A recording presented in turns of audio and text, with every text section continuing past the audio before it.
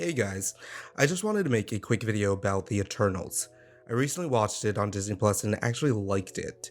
My expectations were kinda low because most of my favorite reviewers did not rate it very well, so maybe that's why I was pleasantly surprised by it and feel like it's entertaining enough to watch again and would rate it higher than half of the other MCU movies like Thor 1 and Thor 2.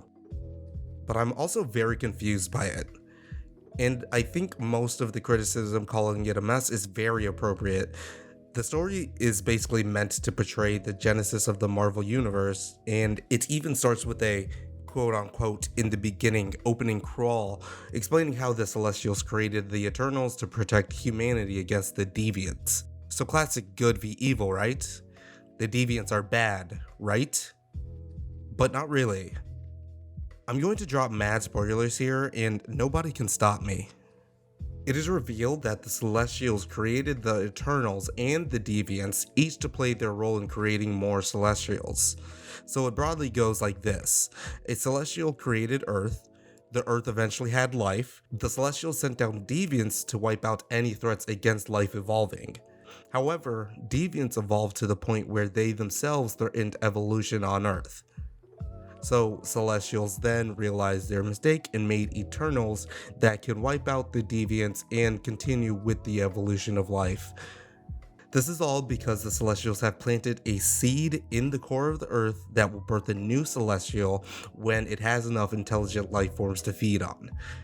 More Celestials to create more planets for more Celestials. But the Eternals don't know there's a seed. They just think that they are on the planet to advance life for the good of doing it. While watching the movie, I thought to myself, when the Eternals find out the truth, they're going to team up with the Deviants to save the Earth. But nope. The Eternals cast kind of just splinter in their ideology on what they should let happen.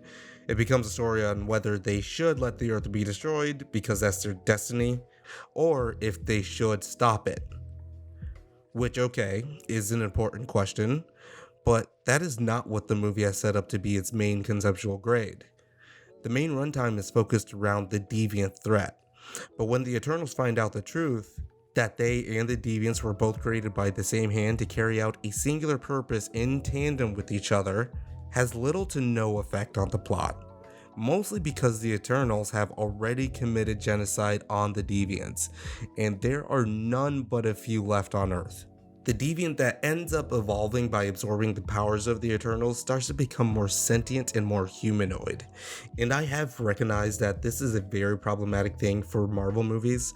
They have set up that it's okay to blindly murder alien CGI blobs, but as that creature becomes more humanoid and conscious of its decisions, then it poses a threat to it poses a threat to who the bad guys are and who is worth saving.